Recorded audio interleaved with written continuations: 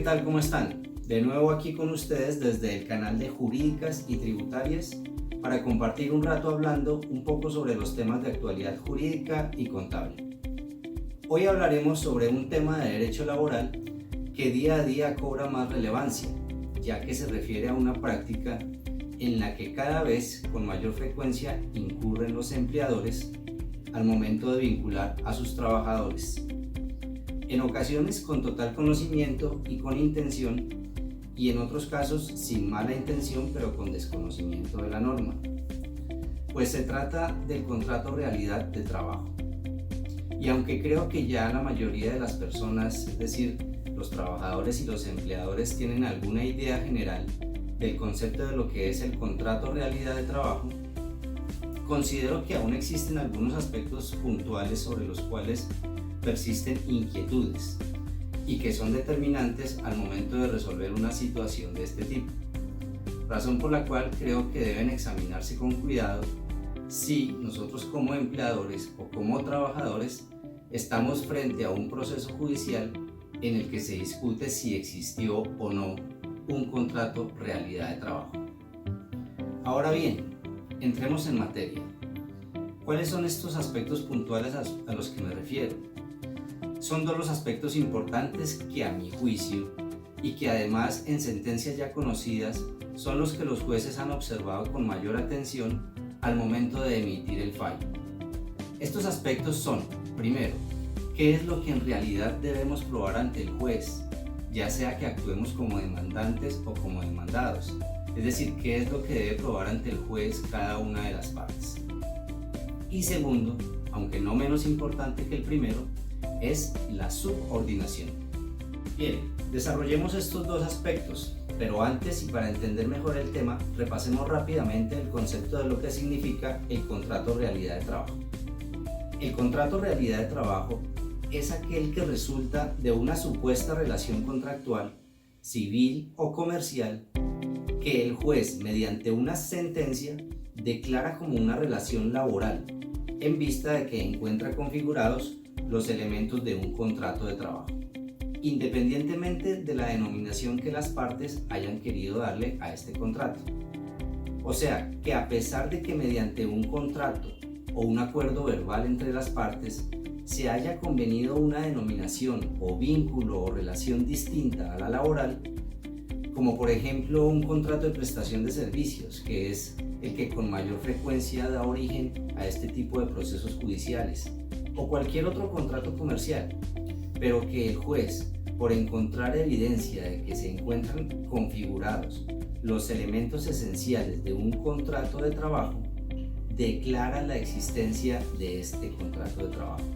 Es decir, que aplica el principio constitucional de la prevalencia de la realidad sobre las formas y en consecuencia ordena el reconocimiento y el pago de todas las prestaciones que con ocasión de dicha relación laboral no se hayan reconocido ni pagado al trabajador. Recordemos, y para tenerlo en cuenta, ya que es indispensable saberlo para entender bien este tema, que los elementos esenciales del contrato de trabajo son tres. Primero, la prestación personal del servicio por parte del trabajador. Segundo, la continua subordinación. Y tercero, la remuneración o salario por la prestación del servicio prestado. Bueno, ya habiendo hecho este repaso, ahora sí veamos en qué consiste la subordinación, cómo debe darse y qué es lo que debemos probar ante el juez si pretendemos que se declare o no la existencia del contrato realidad de trabajo, dependiendo de si actuamos como empleadores o como trabajadores. ¿Cómo demostrar o desvirtuar la subordinación? Recordemos que la subordinación como elemento esencial del contrato de trabajo es, o mejor, se materializa por la obligación del trabajador de mantenerse de forma continua, ojo con esto que a veces se olvida, de mantenerse de forma continua a las órdenes del empleador y de acatarlas. O sea, es el poder de mando del empleador, es la facultad que tiene este de impartir instrucciones, de dirigir la actividad del trabajador, de controlarla e incluso de dar por terminado el contrato de trabajo cuando considera que existe una justa causa para hacerlo. Bueno, ¿y cómo sabemos si estamos ante una situación de subordinación o no? ¿Qué hechos podrían demostrar que estamos subordinados? Ojo, de manera continua. Esto es súper importante porque si no logramos demostrar que esta subordinación es continua, se nos cae el sustento de la pretensión o de la reclamación que estemos haciendo, si somos trabajadores. Pero ojo, si somos empleadores, esto nos puede servir para desvirtuar la subordinación. Es decir, si como empleadores logramos demostrar que no hubo continuidad en el control de las actividades del trabajador, estaremos desvirtuando la subordinación.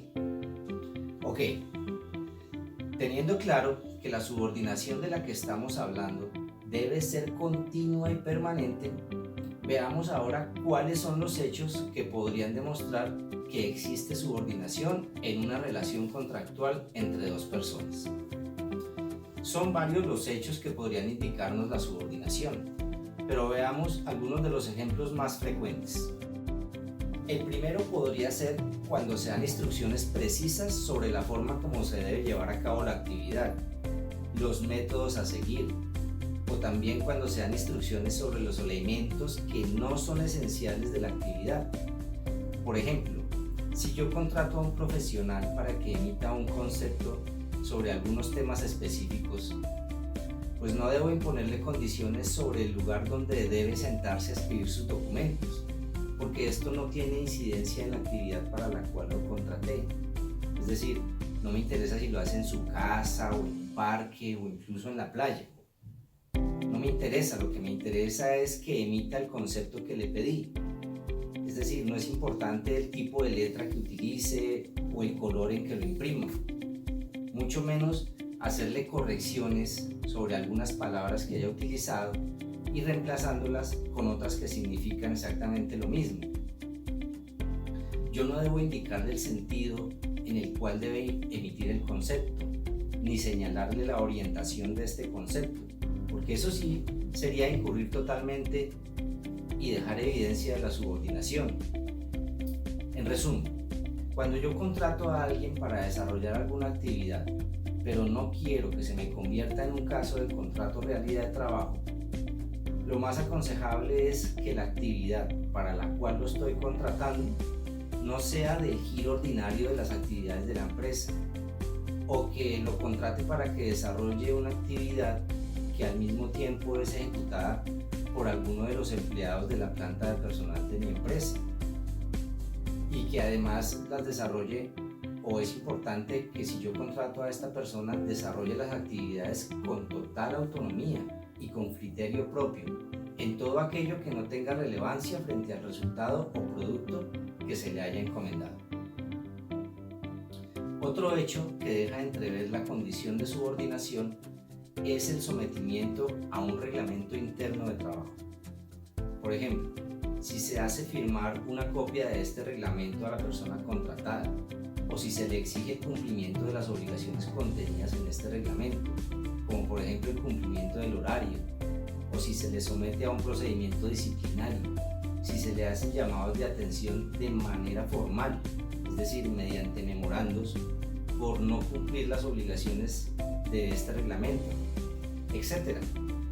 Todas estas situaciones son prueba clara de continua subordinación y son las que debes evitar si como empleador estás contratando a alguien que no quieres que haga parte de tu nómina. O por el contrario, son las que debes demostrar si como trabajador estás haciendo la reclamación o actuando como demandante. Otros hechos que si bien no son prueba reina que demuestre la subordinación del trabajador frente al empleador, sí contribuyen a sustentar el convencimiento del juez de que estamos frente a una relación absolutamente laboral y son, por ejemplo, la dependencia del trabajador frente al empleador, que se da cuando éste, es decir, el empleador, proporciona de manera continua al trabajador todos los elementos para la realización de la actividad para la cual fue contratado, como por ejemplo un escritorio, un computador, una extensión telefónica, los equipos y los suministros de la empresa, etc. Recordemos que la dependencia es una de las formas de subordinación y que se materializa de esta manera, cuando el contratante le proporciona todos los medios al contratado para que realice las actividades encomendadas. Repito, esta no es una prueba reina, ni absoluta ni suficiente que demuestre la subordinación, pero sí constituye un indicio que tendrá en cuenta el juez al momento de fallar. Otro hecho que en sentencias hemos visto que ha sido tomado como indicio de la subordinación son las cláusulas contractuales de exclusividad, es decir, que en el contrato que supuestamente creemos es un contrato comercial, se inserta una cláusula mediante la cual se restringe la posibilidad de que, entre comillas, el contratista o trabajador preste sus servicios a terceros de manera simultánea, es decir, impedir que durante el tiempo que le está prestando servicios a mi empresa, le preste servicios a otra empresa o a otra persona. Esto es algo que no debemos hacer como empleadores si queremos evitar vernos involucrados en este tipo de situaciones. Entonces, ya para terminar, si somos empleadores, ¿cómo podemos desvirtuar la subordinación o cómo podemos evitar incurrir en esta situación? Bueno, antes que nada, y como es obvio, la mejor manera de evitar vernos envueltos en una situación de estas es tener claridad sobre la figura contractual que vamos a utilizar cuando necesitamos los servicios de una persona natural en nuestra empresa. Y esto pues ya es un tema que podemos desarrollar más adelante en un próximo video sobre la clase de contrato que debemos utilizar en estos casos, dependiendo de la actividad o la necesidad de nuestra empresa. Recuerden que Jurídicas y Tributarias Asesores brinda asesoría sobre este tema. Así que si usted en este momento se encuentra frente a una situación de este tipo, pues no dude en comunicarse con nosotros para poder ayudarle de manera personalizada. Ahora, si no tuvo la posibilidad de asesorarse antes de hacer la vinculación de alguno o varios de sus trabajadores y ya se encuentra demandado o frente a la posibilidad de hacerlo, es importante que tenga en cuenta que debe enfocar su defensa en demostrar lo siguiente.